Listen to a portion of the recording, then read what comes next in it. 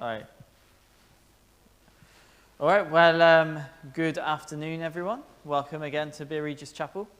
And we're pleased again to be able to have Jay speak to us. Last night, I thought, was a really good start. And now I'm interested and excited to get into some of the more nitty-gritty of the details. So I'll pray. After I've done that, we'll ask Jay up, and then this will be session 1. We'll have a tea break, and then we'll have a second session later this afternoon as well. So let's pray.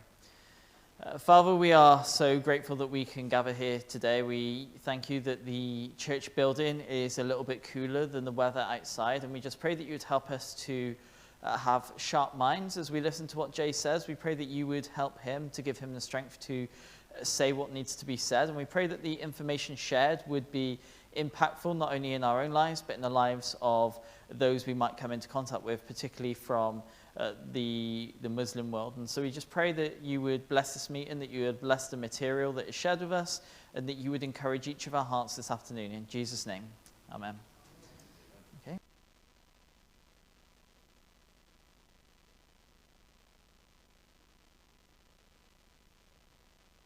Okay, terrific. Hello?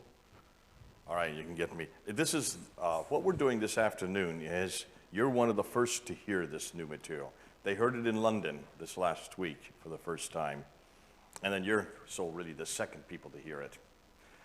It's the material that I think is going to destroy Islam. This is what we call the Achilles heel of Islam, because it is the historical critique that no Muslim has yet engaged with. They can't engage with this. And you'll see why as we go through it. Now, is this something that you can use? Yes and no. I know they're starting to use it now in London. They've been already using it in America. We're using it in Nigeria. My students are using it in Ethiopia. Some are using it in India. I'm not asking you to use this material. This is more for your information, to show you where the battle lines are, and also to show you just how weak Islam is and how hopeless it is historically.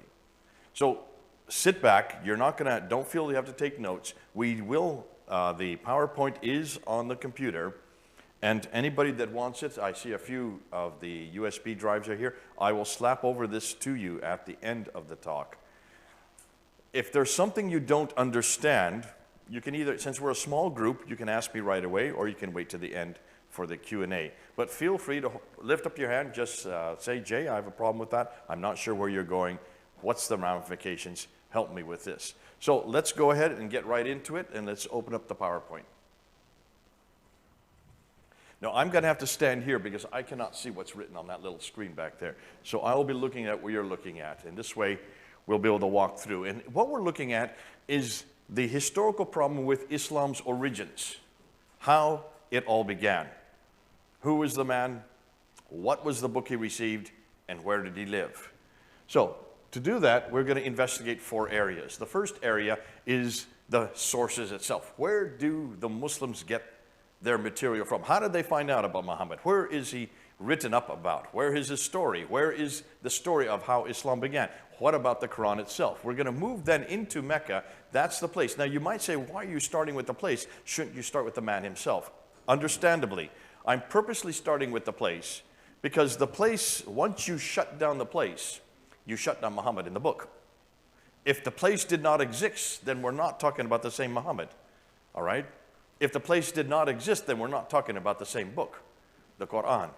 So that's why I'm going to start with the place itself. And then we're going to move into early Islam itself. That's Muhammad. We're going to look at his beginnings. We're going to ask the question, who was he, or who was this person, or was there even a person named Muhammad?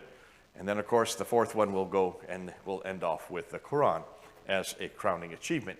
Now, to understand what we're confronting, we need to ask the Muslims what they're saying. And they have a set of traditions that support everything they believe.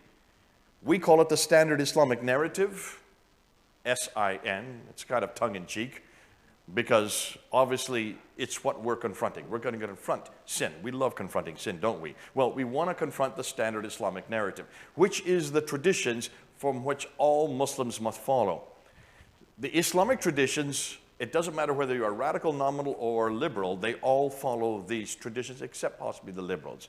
And they believe the standard Islamic narrative, whenever you see sin there, that's standard Islamic narrative, that's their story, that's what they believe. They believe that Islam has been around for 1,400 years, started by this man Muhammad, the greatest, the finest, the seal of all prophets, born in Mecca in 570 AD, and then died in Medina in 632. So you can see this is the beginning, the end of the 6th century up until into the 7th century. And he is the one that models Islam for everyone. What he does, they do. What he says, they say. And that's why he is the paradigm for all of Islam. And he is the one that received the Quran. So since he received the Quran, that is where his importance is. The Quran itself is his revelation, sent down between 610 and 632, so that 20-year period. Now, this is what they say. This is not what I say, okay? You see the distinction? I want to make sure you understand what they say first. And every Muslim you talk to, this is their story. There's the man, Muhammad, there's the book, the Quran. The Quran is the greatest, the final, and the seal of all revelation. And it corrects everything that comes before, especially the Old and New Testament, because we supposedly have corrupted our scriptures. So Islam is the final religion based on Muhammad's life and sayings and on the Quran's teachings. Now, conclusion, Islam is therefore depend on the book, the man, and the place. Really, that's as simple as you can get. In order to know Islam, in order to understand Islam, all you need to know is 3 things. That there's a book called the Quran, there's a man called Muhammad, and there's a place called Mecca. That's it. The book, the man, and the place. To be fair, isn't that the same with us? We also have a book, a man, and a place. Well, not so much a place, but we certainly have a book and a man, don't we? To understand Christianity, you better know the Bible. That's our book. And the Bible is all about the man, Jesus Christ. So you can see we start with the same paradigm. That's why we're so similar to them, and that's why we understand them better than anybody else, which means we have much more of an importance to then confront them on these 3 areas, because they are foundational. You take out any one of those 3 and Islam falls. You take out the book, there's no Islam. You take out Muhammad, there's no Islam. And you take out Mecca, there's no Muhammad or the book. So that's why every Muslim is dependent on those 3, and that's why we're going to engage with them today. So what we want to do, we want to investigate the time they all existed. We want to investigate the 7th century, because that's where the book, the man, and the place existed. The book was created in the 7th century. The man lived in the 7th century who received the book, and the place, Mecca, is where he lived. So therefore, all 3 are in the 7th century, and that's why we want to go to that time and that place. And that place is Mecca and Medina, 2 cities in the center of Arabia, over on the west side, in the middle of a desert. In the middle of a desert. Hold on to that. That's very important. So we want to go to that century and that place. So let's start then with the sources. A good place to start, because you want to know how is it Muhammad came about. Where is it the Muslims get their material from? You've got to go back to their sources. So, problem with sources. Where did it all come from? And this is something that Muslims have not ever responded to. Some of this you probably already know, because when I was here last time, Graham, didn't I talk about this? I think so. Jonathan, did I talk about the sources? Maybe not. If not, then this is new. If not, let's see. So let's look at this map. This map is really what I'm talking about. So I'm going to be talking about, does this work? Yeah, it does work. It doesn't show up there, though. Oh, there you can see it. See there, little red line? That's the area I want to talk. So I want to talk about Muhammad Empire, which is that brown area right there. I want to talk about that to begin with, but then we're going to move into the orange area, which is the Rashidun period. That's that area here. This is where the first rightly guided caliphs. These are the 4 kings, the caliphs that come after Muhammad. And that's Abu Bakr, Umar, Uthman, and Ali. Don't worry about the names. They're just there to impress you. But certainly they are the ones that take over this area of the world, which is orange. And then we're going to move into what we call the Umayyad dynasty, which is the first Muslim dynasty that existed from 661 up until 749. That's the purple area. So look at the brown, the orange, and the purple area, and that's what we're going to talk about today.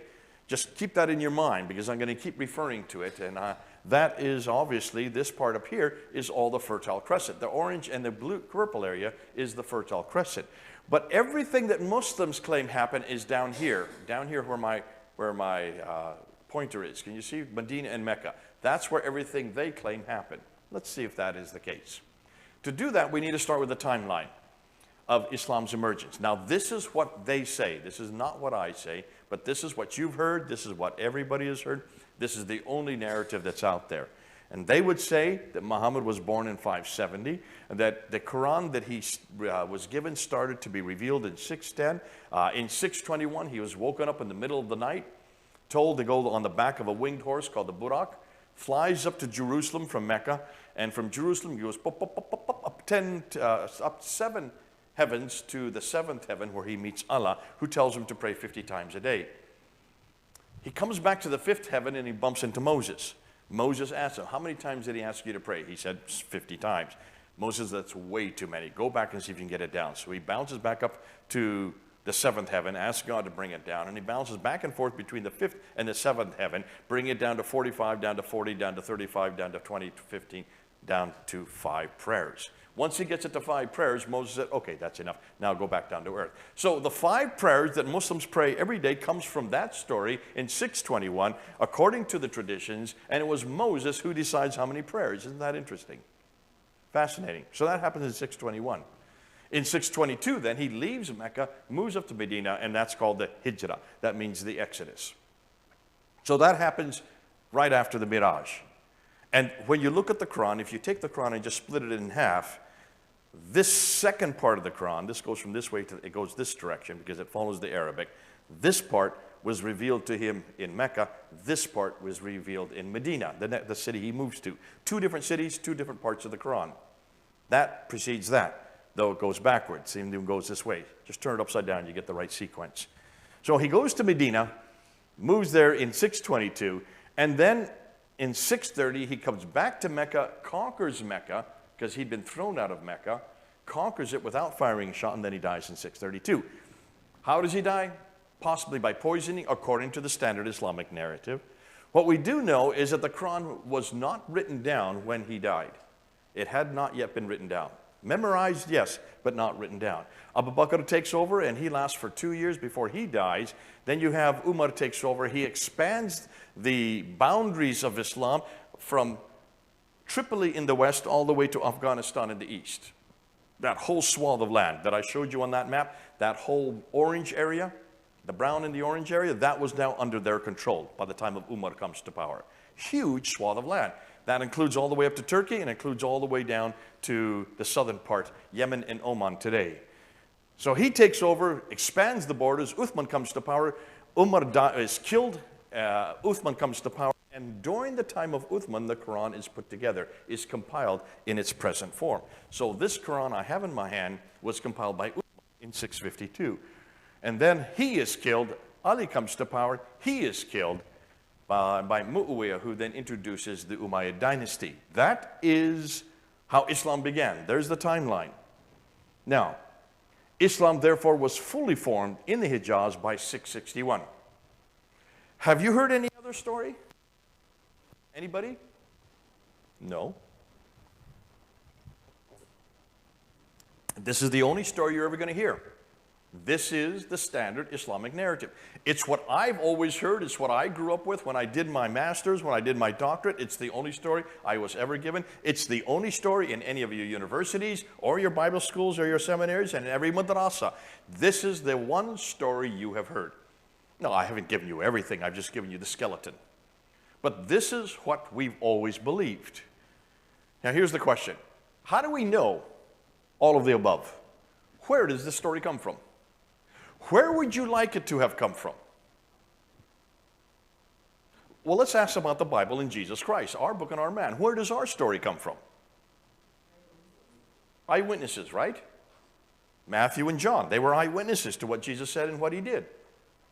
Luke and Mark got it from the eyewitnesses. That's pretty good, right? So you want somebody who was actually there, who was watching all this happen, right? You would want eyewitnesses to know who Muhammad was, who Abu Bakr was, had seen Abu Bakr, had seen Umar, who had seen Uthman, and had seen Ali. Certainly someone who had been there in that 40-year period from 624 to 661, the golden period of Islam, then when it all began, someone should have been there to have seen it, right? You'd be happy with that, wouldn't you?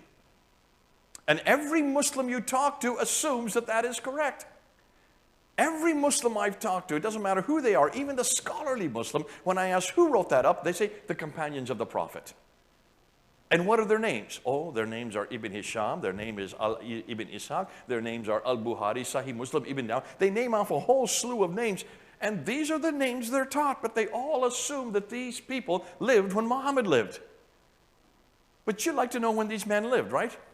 So, let's look at another timeline. Because this is what blows everything away, and this is what most people, most Westerners, and certainly most Muslims don't know.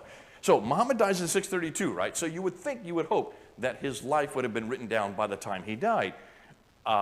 His life, the Sira, known as the Sira to Rasulullah, if you ask any Muslim who wrote down his life, they'll say this man wrote it down, Ibn Ishaq. But look at the date he died, 765. Muhammad died in 632. That's 130 years later. Does that bother any of you? It should bother all of you.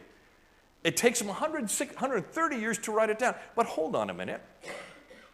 We have nothing by Ibn Ishaq. Not one word. We don't have one page. We don't have one letter. We don't have one fragment from his writings. It just doesn't exist. The man we have to go to is this man here, Ibn Hisham. And he dies in 833.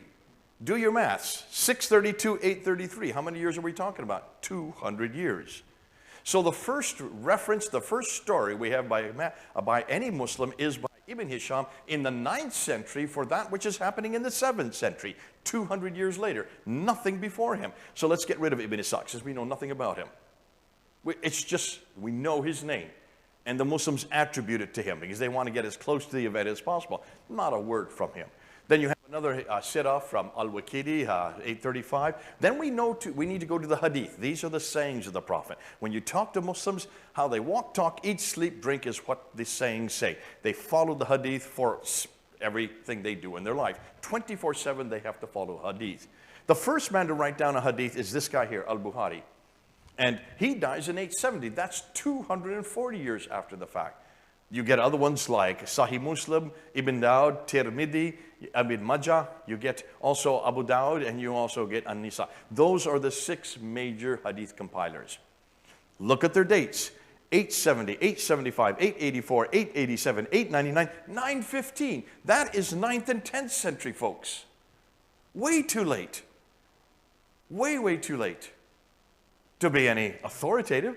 And then you have 2 more genres, what we call the tafsir and the tahriq. The tafsir would be the commentaries, and the tahriq would be the histories that Muslims are dependent on to know what has happened. Yeah. Are those dates, where those people dying, are Yeah. they confirmed by the Muslim scholars? There's no question about that? Nobody questions those dates.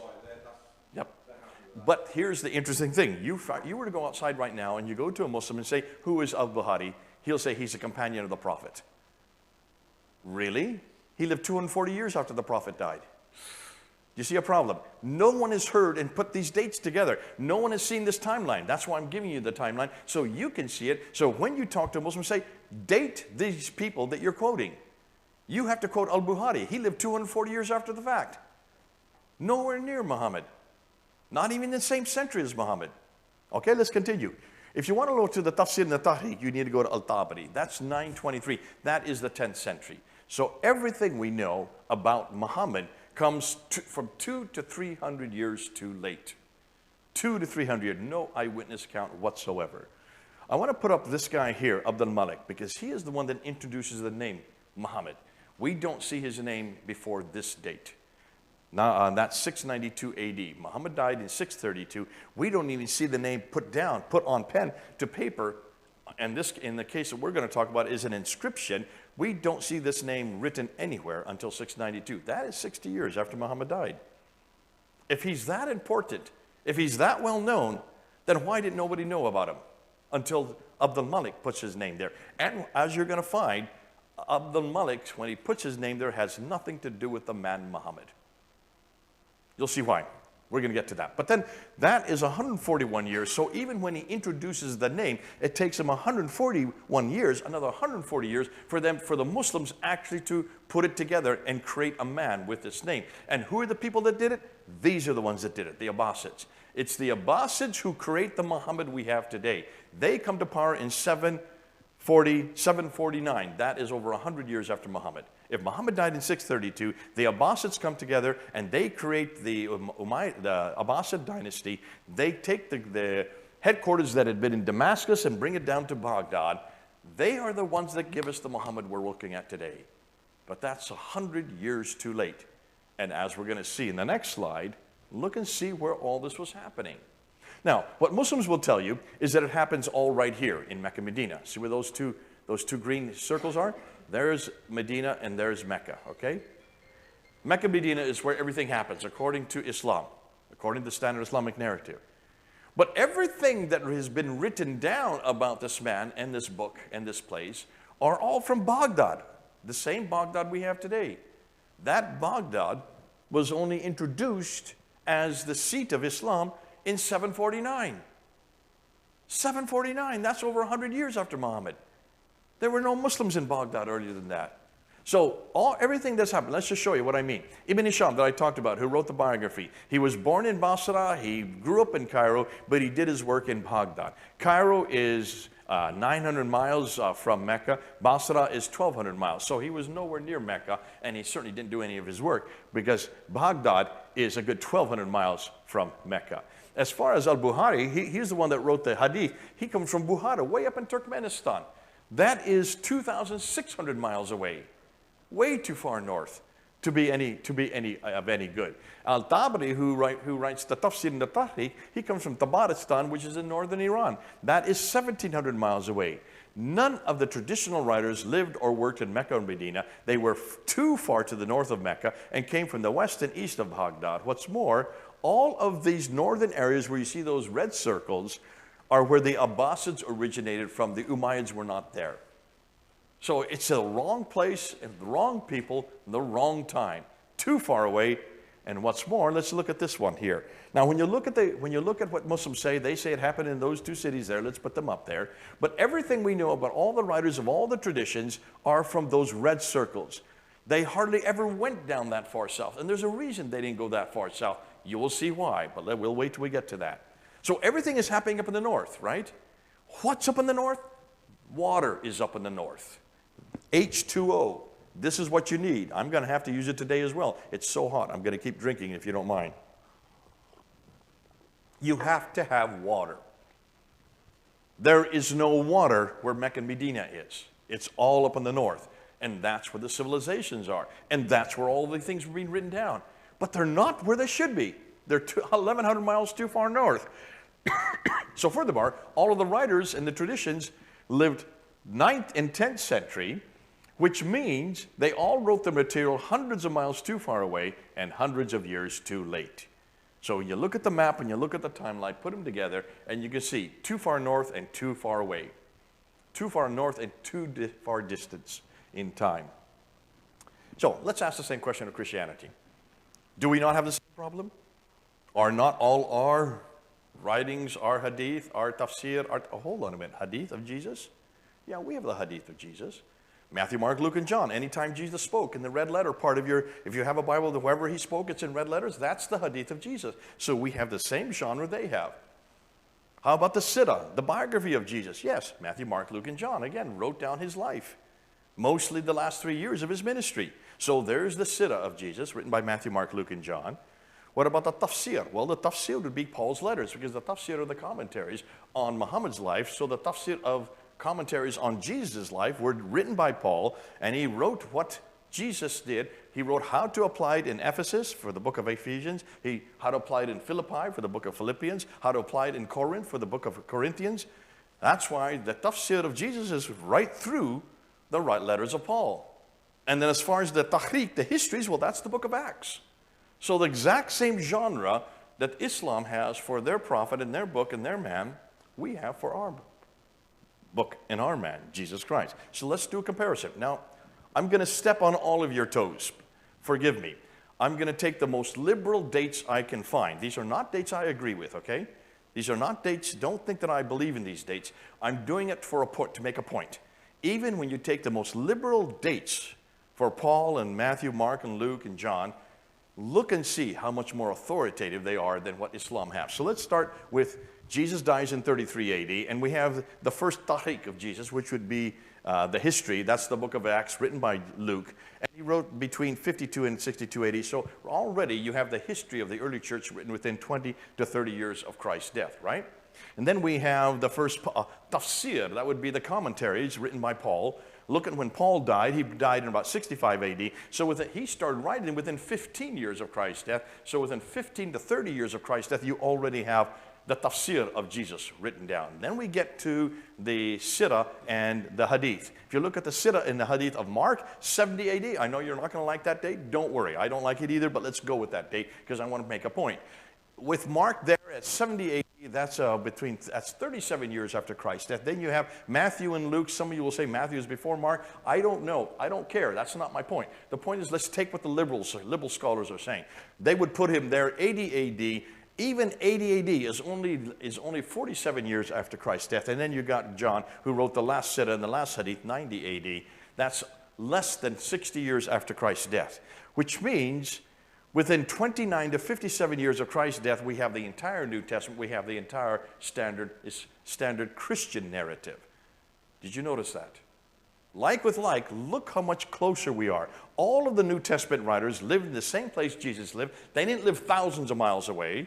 They all lived where Jesus lived, and they either knew him personally or the material they got from others who did know him personally, who saw what he did and heard what he said.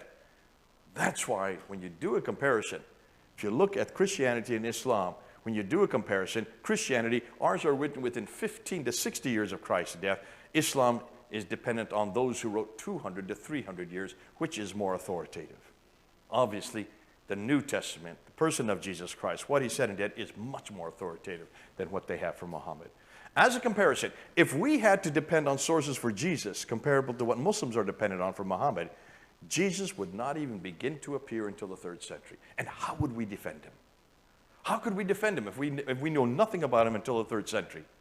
Yet that's exactly what we're finding about Muhammad. Yet Muslims don't even know this yet. You've got to help them understand this.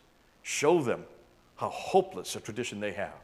Now, here's a modern American. If you're in America, I do this in America. Let's see if you don't have to follow this, but I like to do it because it kind of takes the mickey really out of the Muslims when they compare it to our history in the United States.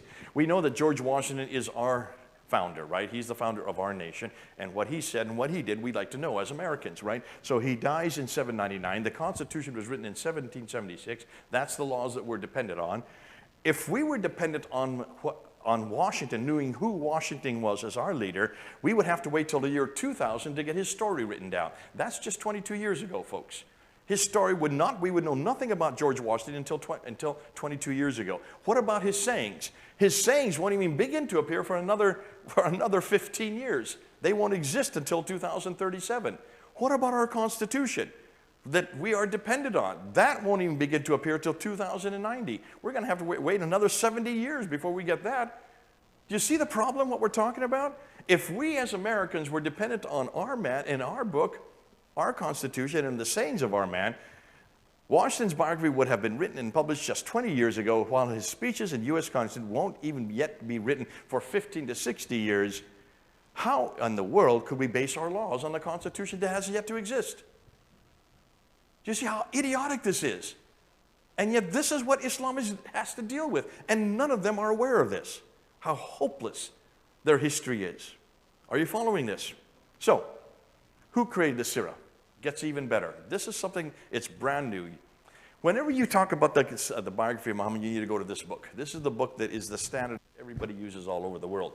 First written in French, translated into almost every language. And it's really basically the life of Muhammad from Ibn Ishaq. Remember, we've already thrown out Ibn Ishaq because we have nothing from him. But this is written by Alfred Guillaume, the French author. And anytime you ask anybody, any Muslim, where did they find out about Muhammad's life, they go to this book. But here's the problem. Where did Alfred Guillaume get his material? Because he was just writing this in the last century. So where did he get his material from to write the biography of Muhammad? Well, he gets it from, well, before 819. That's a misprint. Remind me too. That should be 1819. The 19th century. Before the 19th century, there was nothing written up about Muhammad at all. We have nothing about his biography. It was this man here, Heinrich Ferdinand Wustenfeld, who between 1858 and 1860, those 3 years, went to 4 different German cities. He was a German himself, went to Bonn, went to Leiden, went to, he also went to Berlin, and I think, I have to get the 4th city. And he went to the libraries and he went to the museums in those 4 German cities, and he pulled out fragments about this man named Muhammad that he got in Arabic, and he wrote the Sira of Muhammad in Arabic for the rest of the world. Finished it in 1860. 1860, that's the 19th century. Before 1860, no Muslim knew the life of Muhammad. And today, every Muslim and everybody else is dependent on this man here. Did I just go backwards? What happened here? Something's gone wrong with my clicker. Okay, here we go. So who created it?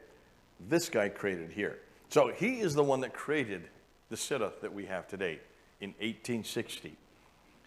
It was Guillaume that took his Arabic writing and then put it into French, which then was put into English, which then went all over the world. Before 1860, no one knew who this man Muhammad was. What's interesting, in 1967, so 100 years later, another man named Fuad Sezgin came across some new material in Morocco and wrote up his biography of Muhammad. It's a completely different biography than the one we are using today. So which one is the true biography? Neither of them go back to Hisham at all. They were both the ones in Morocco and the ones that are sitting in those German museums are from the Ottoman period. The Ottomans come to power in 1299, so they're all after 1299. Ooh, I love it. That is 500 years after Muhammad, folks. We don't even know anything about Muhammad for 500 years after he died. So, can you understand why the scholars are concluding that Islam as we know it did not exist in the 7th century, but evolved over a period of 200 to 300 years. The Quran probably was not revealed to one man in 22 years, but likely evolved over a period of 50 to 100 years. Therefore, the history of Islam, at least from the time of Caliph Abdul Malik and before, is a later fabrication. This is the conclusion they're making. These are what the scholars are saying today, just because of what I've told you. Now, that's the problem with the Sira. The question they're asking is this: why did it take so long to write it down? And I'm sure you're asking this question as well. If there were people there watching what Muhammad did and what he said and hearing what he was saying, why in the world did they not write it? If he was such a great prophet, if he was the seal of all prophet, if he was the creator of Islam, if he was God's paradigm on earth, why in the world did they write it down? Muslims will respond and say, well, because they were illiterate. Illiterate? From Tripoli in the west to Afghanistan, from Turkey down to Yemen, nobody could read and write? What about these great cities like Alexandria and Cairo and Damascus, Baghdad? What about these great civilizations? Remember, there was a library in Alexandria that was burned to the ground. If there's a library, you have to have books in the 5th century, 200 years before what we're talking about. So you cannot tell me they did not know how to read and write. What's more, what about the Quran itself? Wasn't it written down? Of course it was written down by Zayd ibn Thabit. Who is by Zayd ibn Thabit? He was a secretary of Muhammad. What do secretaries do? They write. Isn't that the job of a secretary? So this idea that they couldn't read and write makes no sense whatsoever. So the question is, what they're saying is, the Western scholars, if it's all written so late, 200 to 300 years late, why are we trusting it? Shouldn't we go back to the 7th century itself? Shouldn't we go back to the century it all began? Shouldn't we go back to the century where Muhammad lived and the Quran was put together and Mecca existed? And I would say yes. As any good historian, you go to the event, you go to the time of the event. You don't go to those hearsay or oral tradition, because everything you're talking about, everything that Muslims are dependent on, is 200 to 300 years of oral tradition. And I don't trust oral tradition. If I were to tell Judy something in her ear, and she tells you, and she tells him, and she tells him, by the time it got to you over here, what I told Judy and what you tell me are probably two different things. You probably played that game when you were children in birthday parties. It's called Chinese whispers. If that can change in a 15-minute period, can you imagine what happens over a 200-year period? So can you see then why They do not trust it. They want to go back to the 7th century, and they want to go back to this place. Let's look at this map again. There's Muhammad's empire. There you can see the Rashidun period. And then we have the Umayyad dynasty in the purple. We want to go back to that period, and we want to see what was happening at that period. So let's start with Mecca, a good place to start. Let's start with this city that they consider to be the center of Islam. What do they claim about Mecca? The reason I like to go to Mecca is because of what they are what they are claiming. Everything they say happened in Mecca. It is the center of the universe. It is the center of history. It's the very first place that mankind ever existed. Therefore, the book and the man, both the Quran and Muhammad, are absolutely dependent on Mecca. If it did not exist, then neither did the other two. Neither did Muhammad or the Quran. Once you get rid of Mecca in the 7th century, then you get rid of Muhammad and the Quran in the 7th century, at least the Muhammad and the Quran of Islam. So, what are the claims they make? Well, they claim that Mecca was where Adam and Eve were sent to when they were thrown out of the Garden of Eden. They're up in space, in the Garden of Eden. They're thrown out of the Garden of Eden. Eve is thrown down to Mecca. Adam is thrown to Sri Lanka, which is used to be Ceylon, that island off of the southern tip of India. Why? They don't explain why. It just looks like whoever threw him down, whatever angel did that, was a bad shot. Nonetheless, Adam was 90 feet tall, and he was able to strike, boom, boom, boom, boom, boom, coming from Kerala, up through India, right across for Afghanistan, Iran, over across Iraq, and then down into Arabia, and meet his wife in Mecca. So, Mecca is the oldest city in history, right? Because there's no one earlier than Adam and Eve. A city has to have people. There's no people older than Adam and Eve. So that would make it the oldest city in history, or the oldest hamlet in history. It's where Abraham lived, according to chapter 21 of the Quran. When you open up the Quran, you will see Abraham is living there in Mecca. He gets up and with his son Ishmael, they rebuild the Kaaba, that square building that everybody circumambulates 7 times in the center of Mecca. So in 1900 BC, certainly Mecca had to exist if Abraham was there. So it's a pretty old city. It's also the center of trade, north, south, east, and west. If you look at all the trade routes, according to the standard Islamic narrative, all the trade, north, south, and east, west, went to Mecca. That's what made it important. So it should be one of the best known cities in the history of mankind, right? Someone, somewhere, should have known about it. What about the references in the Quran? Well, what's interesting, in the Quran, it only refers to it one time. Chapter 48, verse 24. That's it. One time will you find Mecca referred to. Now, that's rather odd. If it's such an important city, if it's the oldest city, if it's the most historical city, it's where Abraham lived, it's where Muhammad was born, it's where Muhammad grew up, why is it only referred to one time? That's a curiosity. So it does talk about the mother of the settlement. So whenever it refers to the place of the prophet or the mother of settlements, Muslims put Mecca there in parentheses. It's not in the Arabic. They impose it into the text. So according to chapter 3, verse 9, he said, it's the first sanctuary. Okay, that must be Mecca. Mecca is the mother of all settlements. It's in chapter 6, verse 92. It's where Adam and Eve said. I mentioned that in chapter 7, verse 24. Abraham lived there in chapter 21. It's where Muhammad was born, according to the traditions. It's where all the Qiblas, that's the direction of prayer for every mosque. Whenever you go into a mosque, you will see a mihrab, or it'll be directed towards Mecca, wherever it is, doesn't matter where it is in the world, it's always directed towards Mecca. That's called the Qibla, the direction of prayer. The above imply people have lived there for the very beginning, yet the only reference in the entire Quran is chapter 48, verse 24. That's a curiosity. When you look at the traditions, look what it describes about this place. It, again, doesn't really say Mecca, though sometimes it does, because the traditions, as we now know, are written in the 9th and 10th century. By the 9th and 10th century, Mecca is well known, has been adopted.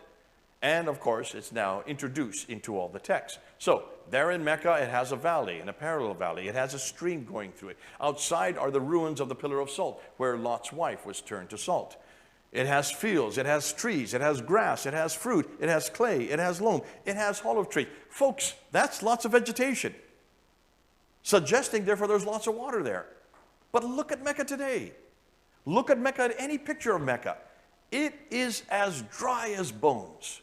There's no water, it's no valley, there's no tree, clay, grass, loam. There are no olive trees outside of the Mediterranean. The only olive trees that grow naturally are up in the Mediterranean. That's 600 miles further north. So all of these make no sense.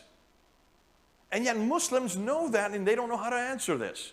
That's why I love to really niggle them with this. I say, these are your traditions telling me this. This is your Quran telling me this. Yet you have no way to support this. Because look at Mecca. It is as dry a place as you can get. It's not in a valley. It has none of those listed above because it's in a desert, folk. It's just too arid and dry to support any of the above. When you look at the geography of the Quran, there are, if you look at the Quran, there are about 65 geographical references, but the ones that it talks about the most are the peoples and where they live. So when you look at the geography, you will notice that there are 3 peoples that are up there that live in, it doesn't say Muhammad. In the entire Quran, Muhammad's name is only found 4 times, but it refers to the prophet, the Nabi, the Rasul, the messenger, the prophet, the ambassador of God. Always it says that. It doesn't give a name. Muslims put the name there in parentheses because it's not there in the Arabic. But it mentions that this man of God, this Nabi, this Rasul, 23 times he has contact with these people from Ad. Over and over again, 23 times. Ad would be the Uz in the Bible. The biblical people call Uz. 24 times he has contact with the Nabateans. Who are the Nabateans? From Thamud. From Thamud, not Nabateans. We call them Nabateans. 24 times he has contact with people from Thamud. Take a look at the map and see where Ad is. Look at the back and see where Thamud is. Ad's way up here. There's Thamud way up there. Here's Mecca way down here. That's 600 miles. 7 times he has contact with people from Midian. We know who the Midianites are. We know exactly where they lived. They lived way up here. That's 600 miles further north. How could this messenger of God, this apostle of God, this prophet of God, have daily contact with people who live 600 miles further north?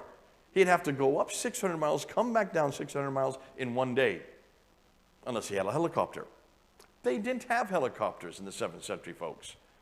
Can you see this is a problem for Muslims? They don't know how to deal with this. It's obvious whoever wrote the Quran did not live in Mecca. He lived much, much, much further north. In fact, I would suggest he lived where these geographical locations are. The Quran itself exposes that. And the reason why is look at the Arabic. Whoever wrote the Quran spoke an Arabic that did not come from Mecca, Medina, that green rectangle. Muslims say that the Quran was written by Muhammad, received by Muhammad in the Qurayshi dialect, which was his dialect, there where that green rectangle is. That's Central Arabia, where Mecca and Medina are.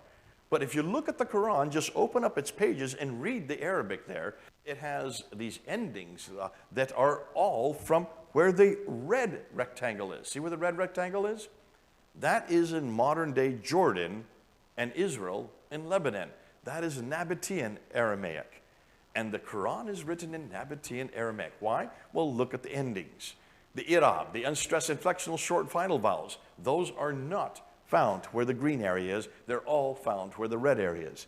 The tar marbuta, which is the ta sound, which makes it feminine at the end, that is found where the red area is, not where the green area is. The alif maksura, it looks like an S shape. That is the E, the Y sound, that is at the end of the letters. That is only found up where the red area is. The definite article, al, the, whenever you have the, that is not found in the green area. That's only found in the red area, 600 miles further north. So what Arabic did they speak in that green area?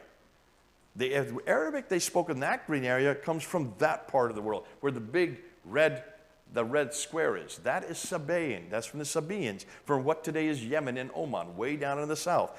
That's the kind of Arabic they spoke up there in Mecca and Medina. The Sabaean Arabic did not have the ta marbuta or the alif maksura or the definite article. And what's most interesting, as you're going to find out later in our arguments coming up, this Sabaic Arabic had the dots and vowels, which the Nabatean Aramaic did not.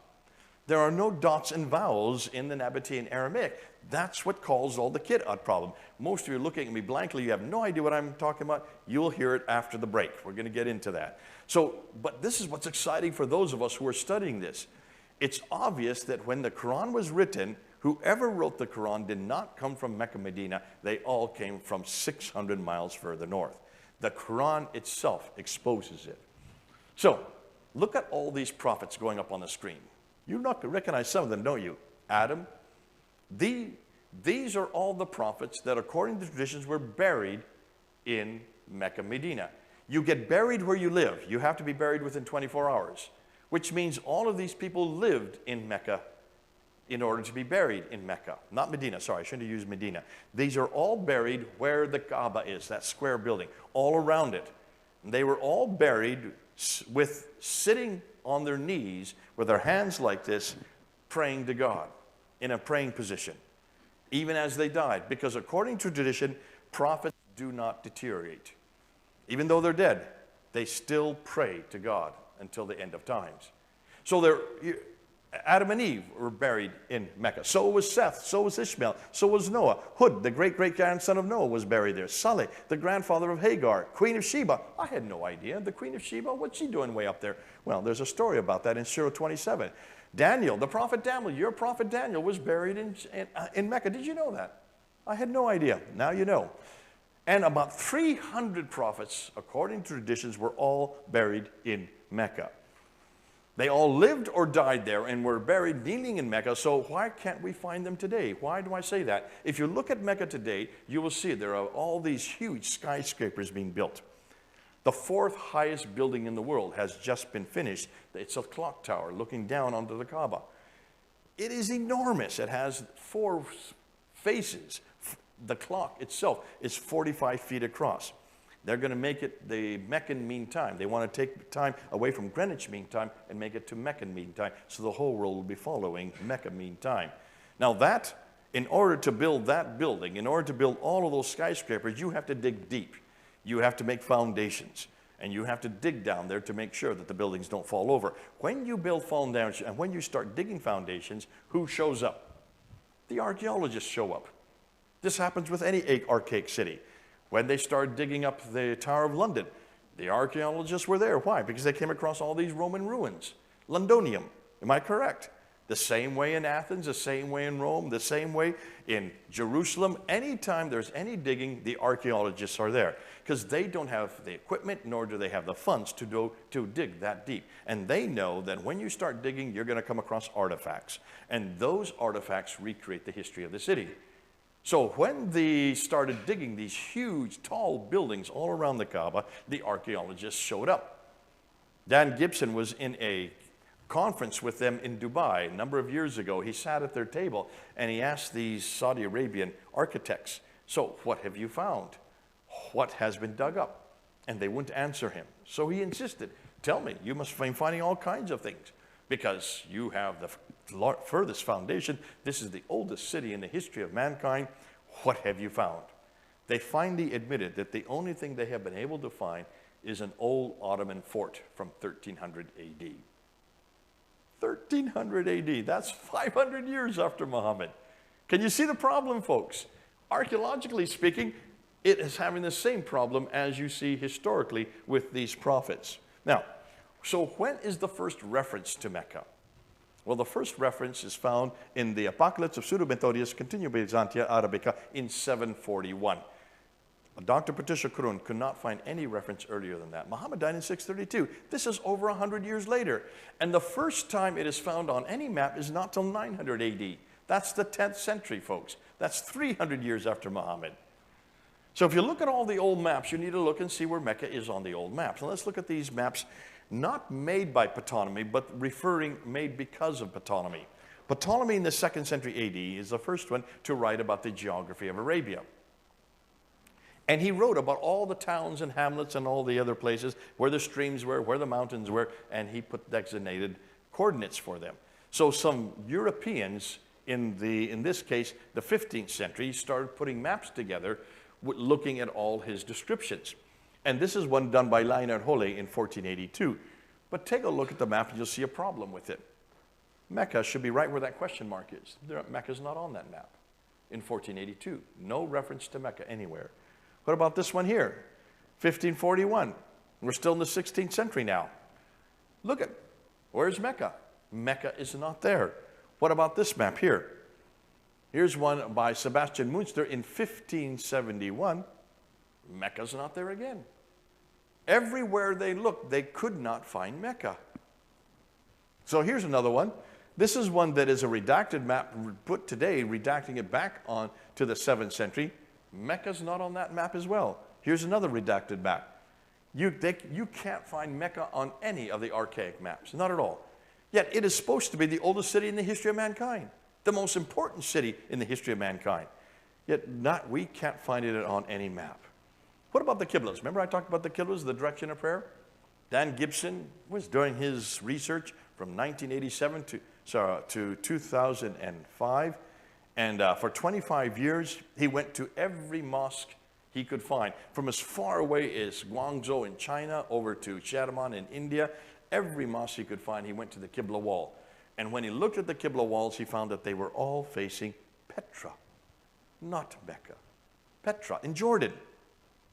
Doesn't matter what side of the world they were all up until 706, that's the 8th century, every mosque was facing Petra. Well, now we have a problem with Mecca, don't we? What are you going to do and how are you going to support it and where are you going to find importance for it? Muslims have not been able to show any historical reference for Mecca. So along comes Dr. Montgomery Watt, Scottish missionary who worked with Muslims, spoke fluent Arabic, and he rescued them. He rescued them by coming up with what we know as the trade route theory. Have any of you heard of the trade route theory? You've heard of it? Do you remember Montgomery Watt? You don't remember him? Okay, but you know about the trade route theory. And the trade route theory is this. Mecca had its importance because of what happened on the trade route. The trade routes used to come from India and China to the western coast of India, and then they go across where the red arrow is going, up across the Arabian Sea, through the Persian Gulf, and then across Syria and Jordan, over to the Mediterranean. So they had to get to the Mediterranean world, and that's where they went, going across the Arabian Sea. That was the trade route. However, two great empires, the Sasanian Empire, which is the Persian Empire, and the Byzantine Empire, which is the Christian Empire, one was Zoroastrian, the other was Christian, started battling each other in the 5th century. So from the 5th and 6th century started, boom, that shut down the trade route, so let's get rid of the trade route. You couldn't go that route any longer. So what Montgomery Watt said is, oh, not a problem. Instead of going that way through the Persian Gulf, they came across the Arabian Sea, went to Aden, there in the south, shipped all their goods, and went zip, 1,250 miles up to Gaza in the north, and from Gaza they went to the Mediterranean. That proved that Mecca, which is right here, you can see Mecca right there where I'm pointing to? It was in charge of it because it was right in the middle of their trade route. Problem solved, right? Do any of you see a problem with that theory? I was taught this theory. I didn't see a problem. I showed it to my 10-year-old son. He saw a problem right away. Let's see if you can figure it out. I never figured it out, but he did. Do you see a problem with that? Coming across the Arabian Sea, going to Aden, and zipping up the western coast, not the coast, along the western plateau, up to the north. Dr. Patricia Kroner, head of department at Cambridge University, wrote a book called Meccan Trade and the Rise of Islam because she saw two major problems. Here's the first problem. Let's take a look again there at Aden. She said, when you look at Aden, let's take a look at Aden and see where the trade would have gone. It would have started at Aden and gone up to Najran, up to Sana, then Najran, and up to Taif. So there's Taif circled right there. But that is all along the western plateau. But from Taif, it would have to make a detour down 1,000 meters. That's 3,000 feet down to Mecca, which is not on the coast. It's about 30 miles inland, but it's still way down off the plateau where that circle is. And then from Mecca, it then would have to get back up 3,000 feet to get to Yathrib, and then from Yathrib on up to Gaza in the north. So can you see the detour on the map? She said, why hadn't anybody noticed this? Mecca is not on the western plateau. That's the first problem. The second problem, she said, is this. Why would you come all the way to Aden and then go 1,250 miles by land when everybody knows that a ton of goods just 50 miles by land costs the same amount as 1,250 miles by sea? You always use the sea. Everybody has used the sea. We still use the sea today. Why? Well, because that's the cheapest way to take tons and tons of good. All you need is air. What's more, you don't have to protect anything. If you take it by land, you need camels. Camels need to be fed. They need to be watered. Secondly, they need to be protected. If anytime you're going through a valley or mountains on either side, they can attack you. You're on the sea, it's open water. You can see for miles in advance. You can see anybody that's going to attack you. You don't have to feed the ships. There's no water or food. They just need wind, which is free. And that's why even today, though we don't use sails anymore, it's still cheaper. That's why you have these super tankers taking tons and tons of goods all over the world, and you're very close to one right here in Poole and also in Bournemouth. In Plymouth and also in Southampton. They're your ports. Why? Because all the goods coming from China have to come by boat. Well, the same thing in the ancient days. She said, well, why don't you look at what's going on right up here? Look at this Red Sea. You have a waterway going up the west side. Why didn't they stay on board water? Now, the great thing about Patricia Crone asking this question is that she reads and writes 15 languages. So she could go back to all these archaic languages, Akkadian, Nabatean Aramaic, Syro-Aramaic, all these Akkadian, these languages that no longer are used today, and she could read every one of them because she was such a scholar. 15 archaic languages. She went back to the 2nd, 3rd, 4th, 5th, 6th, 7th, up until the 7th and 8th century, and she read all the original documents, and this is what she found. That all the trade came across following the Green Arrow. They did stop at Aden, yes, to get resupplies, but they took no goods off there whatsoever because it was all inhospitable. And they went to Agilis right there. There's Agilis, which is in Eritrea. And from there, they went up the Red Sea, right up to Petra, and from Petra to Gaza, and from Gaza, right all across the Mediterranean world. So that is where all the trading documents say. Mecca is not referred to once in any of their trading documents. Why not Mecca? Well, Muslims have tried to come back and say, well, okay, so they went up the Red Sea, but they went to Jeddah. Jeddah is on the coast, and then from Jeddah they took the goods into Mecca, which is 30 miles inland. That's what Muslims are trying to say today. And here's where Patricia Crone did not go far enough. She didn't realize that you can debunk that as well. And we debunked it very quickly. We just did it last year. And we just by looking, and we decided, let's go see and let's take another look. Look at the Red Sea, but let's look at it from space. When you look at the Red Sea from space, looking topographically, you will see that the center of the Red Sea is where the deep water channel is. That's where the red line is. Do you see the red line? That's where the big ships today go. They need that deep channel. Back in the 7th century, there were no big ships like that. You didn't have super tankers. You just had small ships that were pushed by the wind. They needed other channels. So where are the channels for the small ships? Well, there they are right there, the golden arrows. But look and see where they are. They're on the western side. They're not on the eastern side. They're on the African side. Why are they on the African side? Unlike the eastern side, the eastern Arabian shore, which was arid with no fresh water whatsoever, and thus few people, the West African shore had plenty of fresh water and had larger populations as a result. What's more, the West Coast had easily accessible ports. We know their names, and this is what we have done in London. We decided to go back, and my researcher here in London and myself, we decided to go back and see where these ports were. So we just did a historical survey, and we found that there were 5 coastal cities. Asab, here in Eritrea. It has been around since 246 BC. That's the 3rd century BC. It's an old port. Agilis, that we talked about earlier, since 79 AD. And then you have Swakin in what is today Sudan. That's 170 AD. Up here you have Berenice, and also at the very top, Safaga. Those are both in what is in Egypt. But look at the dates, 282, 275. These are long before Islam.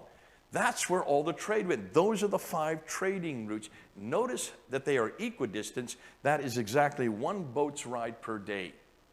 So you could go start at Asab, do a boat's ride, pull into port, and Agilis, get off, go to a pub, go and have your beer, and then have a nice time with all your friends. Get back on ship and go up to Swakin, go up, get off, get your water, get your vegetation, and then have your beer again, and just go from days. So it takes 5 days to get up the Red Sea, all on the western side. Well, their dates all predate Islam. All 5 are a day's distance apart. On the Red Sea side, you have only Yanbu. Only Yanbu is ever recorded, and it supplied all the needs for Yathrib, which is a well-known city. It has been a city, but a small city, for millennia. But nothing else than Yanbu are on the Red Sea at all.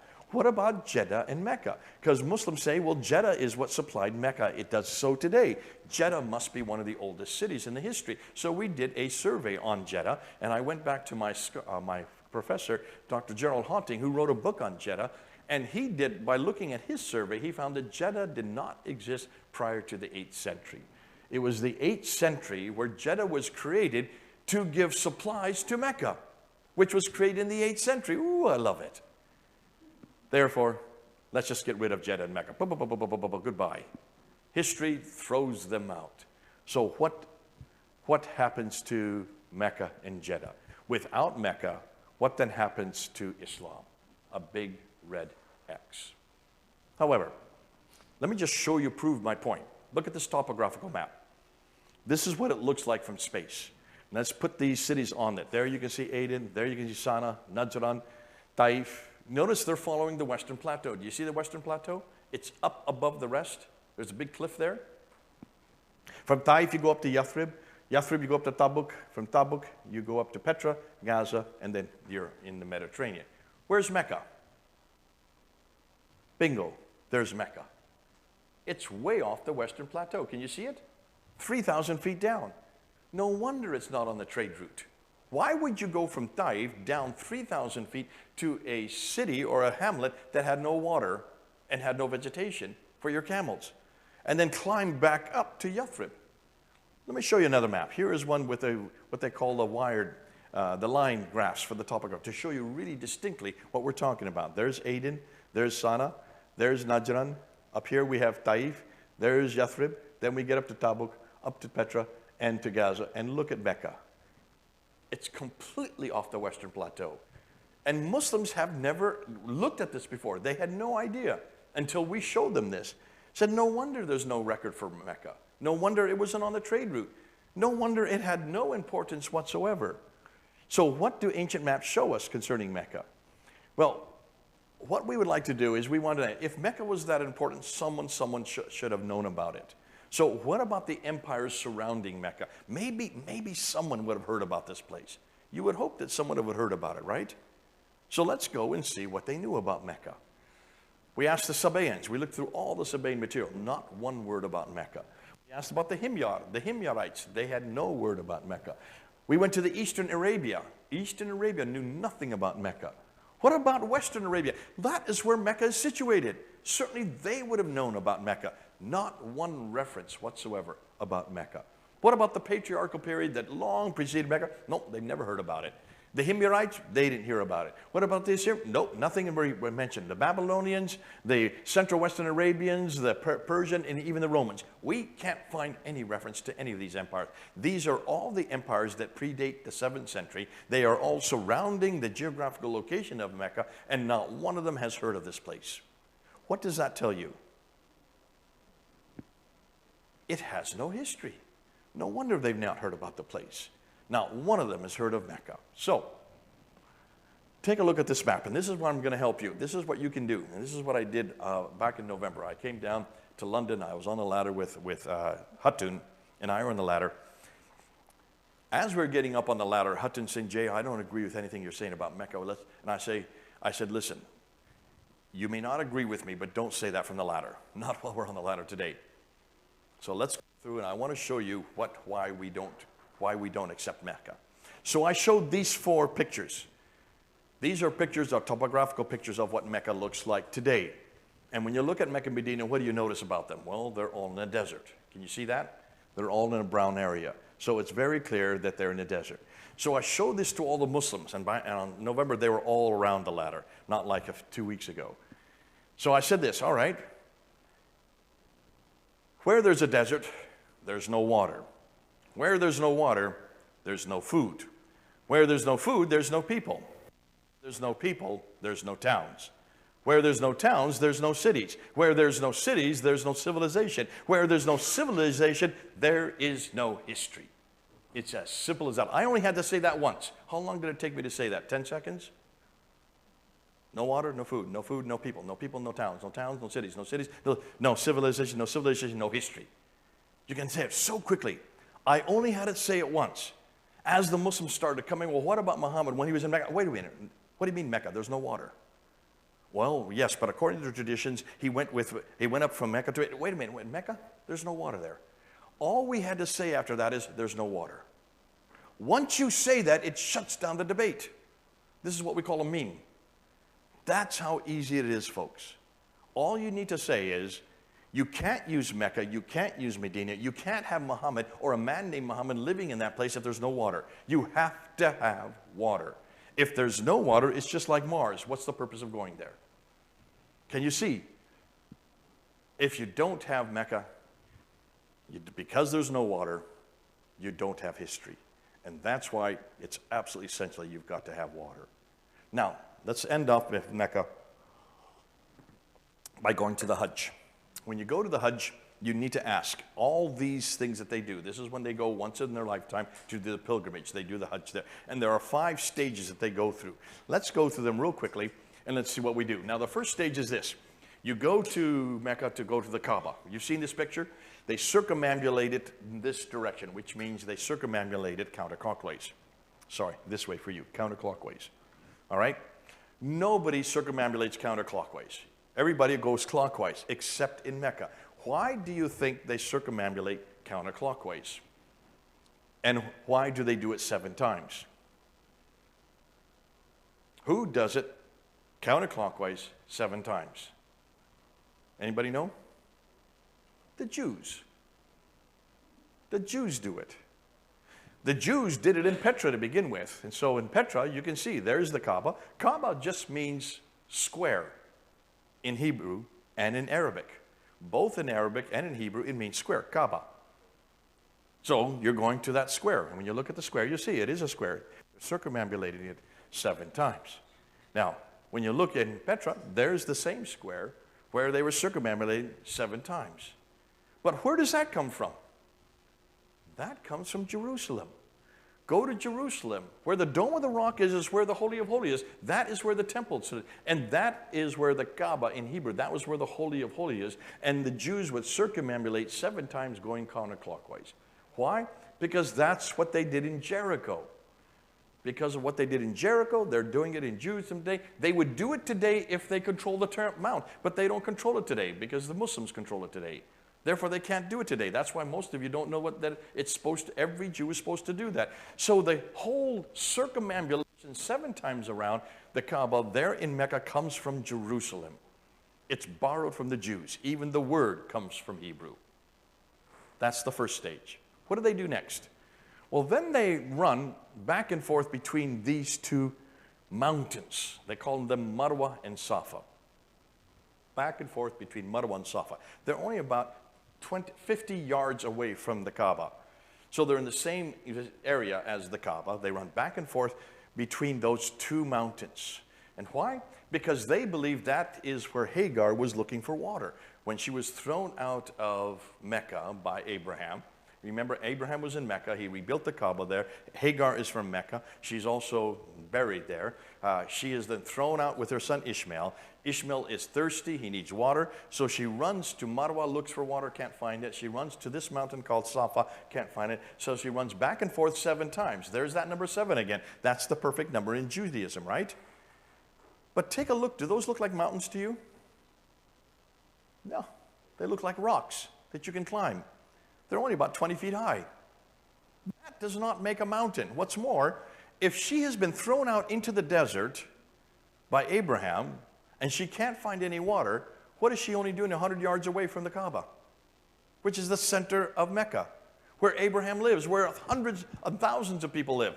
If she needed water, all she needed to do is knock on someone's door. So obviously, these are not the original mountains. This is nothing more than a facsimile, a symbolism of the real Marwa and the real Safa. You want to know where the real Marwa and the real Safa are? Well, if you go to Petra, you will see Marwa and Safa, 2 mountains in Petra, who are called Marwa and Safa, but those are not the original Marwa and Safa. The original Marwa and Safa are in Jerusalem. Mount Moriah, right there. Mount Moriah, where Abraham was going to sacrifice his son Isaac, is where the temple was built. It's where the Temple Mount was. What is the Arabic name for Moriah? Marwa. Here is the Kidron Valley. On the other side of the Kidron Valley is Mount Scopus, right there. There is Mount Moriah, which is Safa, Marwa in Arabic. Mount Scopus in Arabic is Safa. There is Safa and Marwa. It is there in Jerusalem still today. They would go from Mount Moriah down across the Kidron Valley up to Mount Scopus and back again 7 times. And the reason they would do that is because the Kidron Valley here especially is where hell is going to open up at the end of times. That is where they're going to be thrown into hell at the end of times. Which is interesting because they have just taken the same structures, the same names, and reproduced them there in Mecca. But instead of being mountains, these are mountains. These are mountains. The ones in Jerusalem are nothing more than rocks. Sorry, the ones in Mecca are nothing more than rocks. Thanks, honey. The ones in Mecca are nothing more than rocks. So if you look at the 5 stages, you see that the Kaaba is borrowed there from what we have in Jerusalem. You see the Safa and Marwa are also borrowed from what we have in Jerusalem. You then go to the hill of Ararat where they pray outside. That is found also in Petra. In Jerusalem, it's found outside of Jerusalem. Then you get to the 6 Jamarat. Now, this is the one thing that is not borrowed from Jerusalem, because for one very good reason. The Jamarat, according to Islam, is the pillar where Satan is. And whenever Muslims come to Mecca, they take anywhere from 49 stones to 72 stones, and they throw it at that pillar to basically to destroy Satan. They're throwing it at Satan. And if you look at the pillar, there's this foundation of the pillar in Petra. Today, that pillar has been changed. It is now 3 pillars. It used to be just 1 pillar up until 1980. And so the 49 to 72 stones that were being thrown at the pillar were against one Satan, which makes sense because according to Islam and Christianity and Judaism, there's only one Satan, right? But take a look today. It's now 3 pillars with a stairway in between. 3 pillars. What are the 3 pillars symbolizing? If you ask any Muslim today, those Jamarats are temptations of Abraham. So they're now throwing it against the temptations by Satan against Abraham. This narrative about the pillars has changed in the last 40 years, which means they're still creating Islam as they go. Even as we live, Islam is still creating a new narrative. I love that. And then they have the Zamzam well. The Zamzam well is really interesting. It's a very small well. It only is about 20 feet across and only about 40 feet deep. And yet that is an ancient picture, an old picture of the Zamzam well. Today you won't see that picture anymore. But if you go to any Muslim and go to any Muslim shop, ask them, have they had any Zamzam water? You go to any Muslim shop here in Bear Regis, if there are any here, or go to Poole or go to whatever large city that's near you, and ask for a Zamzam water. Everybody has Zamzam water. They sell Zamzam water because that's how you drink the Zamzam water and you get purified. It is even sweet. It's sweetened water. And all over the Muslim world, 1.8 billion Muslims drink the Zamzam water from that little well. So David Chappelle, who is a well-known comic, who's an American comic, who's been converted to Islam, was questioned by David Letterman about a year ago and said, what about this Zamzam well, he called it. What about this well that never runs out of water? And David said, yeah, this well always has water because of Allah. Allah has provided water for the whole Muslim world. 1.8 billion Muslims can drink from that one well. Take a look at that well. Does that look like it could feed or water 1.8 billion people? So how do they do it? Allah gives them this water. It is unquenchable. Well, if you take a look, and I should put some pictures up. I don't have the pictures today. I remember remind me, Judy, to put the pictures up. If you look the pictures up, there are, actually, it is now sealed over. There is a cover over top of it, and there are pipes going down into it and pipes coming back out of it. And those pipes are filling it with water and flushing it back out again. And guess where those pipes come from? Those pipes come from Jeddah, from a desalination plant made by Bechtel Corporation. American Bechtel Corporation. It has nothing to do with Allah. It has everything to do with the great Satan. We are the great Satan, as they say. And I remember when I put this up about 2 months ago, on March, 3 months ago, and boy, did I get some feedback, some kickback. Muslims do not like to be told that that which they have been drinking their whole life, thinking it's forgiving their sins, comes from America. Has nothing to do with God. They even put perfume in it to sweeten it up, to show that it's a different water than anything else. God bless the Americans. Now, we stop with this, and this is the I don't know how to explain this. This is the black stone. Have any of you seen this before or have heard about this? The black stone is in the eastern corner of the Kaaba. That's it right there, surrounded by this silver encasing. So the black stone is right here, that little bit there, surrounded by the encasing. There you can see people who are kissing it, hundreds of people. As they're circumambulating, you want to kiss that stone, because by kissing that stone, all your sins are forgiven. Which means that is idolatry at its worst, is it not? Yet what do Muslims say whenever they raise their fingers? La ilaha illallah, Muhammadur Rasulullah, la ilaha illallah. There is only one God but God, right? And they point to God, and He is one. There is no other. And if you believe any other, you are a mushrik. A mushrik is someone who equates or elevates another person or another thing to God. We are called mushriks, because we elevate God, Jesus, to His divine status. So we are called mushrikuns. Slay the mushrikuns wherever you find them. Besiege them. Lay in wait with them with every kind of ambush. Chapter 9, verse 5. It's right there in the Quran. They are to slay us if we equate another with God. Yet take a look at that stone there on the eastern corner of the Kaaba. It is as idolatrous as you can get, because how can a stone forgive sins? So where did that stone come from? And why is it still there? The fact that it's at the very center of Islam. Every Muslim prays towards that stone. Doesn't matter where they are in the world, the Qibla is praying towards that stone. It is the bastion of idolatry. And Muslims will not respond to you. Ask them. Say, what's the black stone doing there in the Kaaba? When you did the Hajj, why did you try to go kiss it? They have to have, if you look at that picture more carefully, and if you look at a film, they have to have guardsmen there pushing people away so that they won't, so they can control the crowds, because so many millions of people are trying to kiss that stone at once. Right at the whole center of Islam is based on the most idolatrous notion. So what have we done? And I'm going to finish here, but then we're going to have a break. Conclusions concerning Mecca's historical problems. No one could find Mecca placed in the Quran. Crone could not find any maps of Mecca until 900 AD. Gibson introduced the Qiblas facing Petra from 2011 to 2017. Dr. Patricia Crone debunked completely the land trade-based trade route theory to Mecca. We debunked the sea-based trade theory towards Mecca. And then, of course, Gibson debunked the 5 stages of the Hajj in Mecca. Therefore, conclusion, though Mecca has existed since Adam and Eve's day in chapter 7, verse 24, there is no evidence of it anywhere until 741 AD. And everything we now find in Mecca, we could previously find in Petra, and now even earlier in Jerusalem. So conclusions, Mecca is foundational for both Muhammad and the Quran, so without it, they both fall. References to Mecca in the Quran and traditions do not hold up historically as a center of history, or even geographically, or linguistically. What's more, neither the prophets supposedly who are buried there, nor the ancient maps of Ptolemy, nor the Qiblas of Gibson's research support the early Mecca. Neither the land route on the western plateau, nor the sea route on the African coast supports an early Mecca. Topographical maps prove Mecca is off the western plateau and in a desert with no water, thus the reason no civilization surrounding Arabia.